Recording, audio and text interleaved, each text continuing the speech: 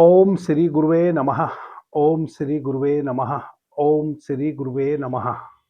The dark light channel पर आप सभी मित्रों का आज की चर्चा में मैं स्वागत करता हूं। आदरणीय मित्रों, आज बैसाख माह के कृष्ण पक्ष की अष्टमी तिथि है।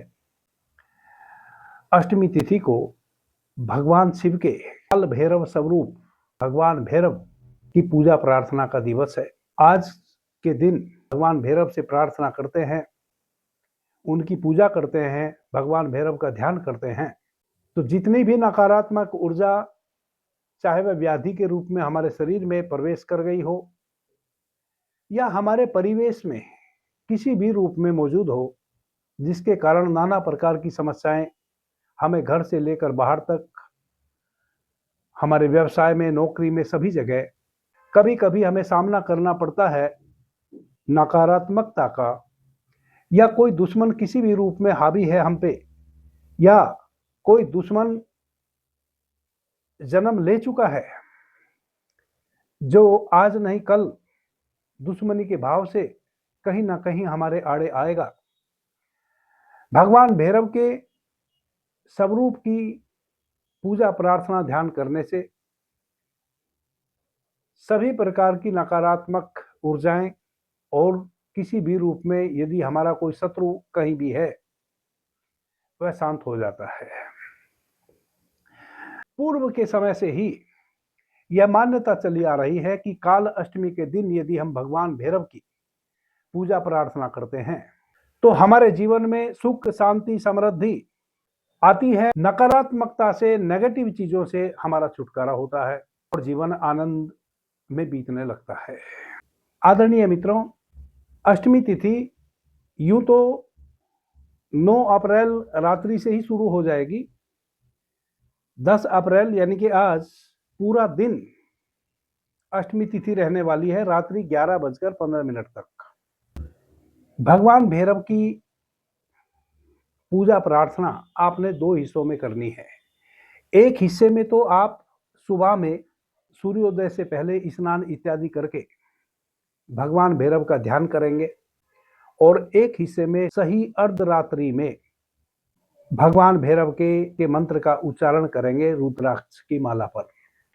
तो 2 चरणों में आपने भगवान भैरव की पूजा प्रार्थना करनी है। सबसे पहले पहला चरण, सुबह सूर्योदय से पहले जगह स्नान इत्यादि कर लें, साफ स्वच्छ वस्त्र धारण करें, उत्तर या पूर्व दिशा की ओर आंख बंद करके बैठ जाएं।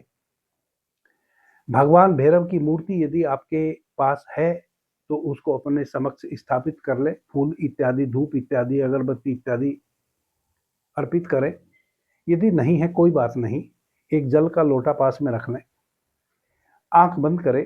भगवान भैरव का जो भी स्वरूप आपको ज्ञात है उस स्वरूप का भीतर ध्यान करें, कल्पना करें उस स्वरूप की, और भगवान भैरव के स्वरूप की कल्पना करते हुए एक प्रार्थना करें। कराल वदनम दिव्यम खड़ग मुंड धरम विभुमम दिगंबरम कृपालुम च भैरवम प्रणमहम्यहम्। इस श्लोक को कम से कम 5 बार दोहराएं, आंख बंद ही रखें। यदि याद नहीं है तो लिख लें, आंख खुली रखें और पढ़ के दोहराएं। फिर वापस से आंख बंद कर लें और भाव करें कि भगवान भैरव आपके जीवन में जितने भी कष्ट हैं, चाहे जिस भांति के भी हैं, उन सभी कष्टों को दूर कर रहे हैं। करेंगे नहीं, करने नहीं, कर रहे हैं। ऐसी प्रार्थना नहीं करनी है कि हे प्रभु मेरे दुख को दूर करें। ऐसा भाव करें कि आपके जीवन में जो भी कष्ट है, चाहे जिस भांति का, उस कष्ट को भगवान भैरव बाबा दूर कर रहे हैं। जितना अधिक से अधिक आप इस भाव के साथ आंख बंद करके ध्यान में बैठ सकते हैं उतना बैठे, 10 मिनट, 20 मिनट, 50 मिनट। उसके बाद भगवान भैरव का वाहन श्वान है, कुत्ता है। जितना अधिक से अधिक कुत्तों को आप भोजन करा सके, खास करके काले कुत्ते को, यूं कोई भी कुत्ते को आप भोजन कराएं, कम से कम एक काले कुत्ते को जरूर भोजन कराएं। वह भोजन जो कुत्ते को सबसे ज्यादा प्रिय हो वैसा भोजन कराएं। ऐसा नहीं कि आप कोई भी भोजन ले गए और कुत्ते ने उसको सूंघा भी नहीं। कुत्ते को आपके दिए हुए भोजन का भक्षण करना चाहिए, वैसा भोजन आप निर्मित करें और कुत्ते को भोजन कराएं। पीपल के वृक्ष को जल दें, गरीबों को दान इत्यादि कुछ भी आप दे सकते हैं वह दें।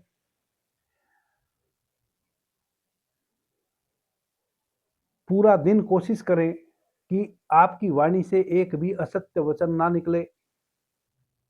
100% ब्रह्मचर्य का पालन करें। ब्रह्मचर्य का पालन करने का मतलब है किसी के भी प्रति किसी भी प्रकार का कोई द्वेष का भाव, अहंकार का भाव, क्रोध का भाव, लोभ का भाव, किसी से कुछ भी प्राप्त करने का भाव एक क्षण के लिए भी आपके भीतर ना पनपे।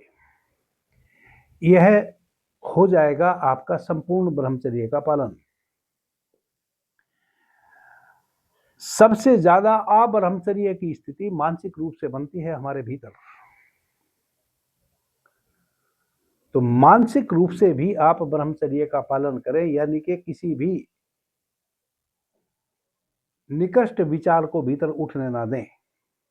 कोशिश करें जितना संभव हो सके मन को पूरा दिन भक्ति भाव में ही लगाए रखें। अधिक से अधिक भजन कीर्तन ध्यान इत्यादि करें। मंदिर में चले जाएं, मंदिर की सेवा करें। मंदिर के प्रांगण में यदि कोई फूल पत्ती के पेड़ हैं उनकी निराई गुड़ाई करें, जाके उनको जल दें।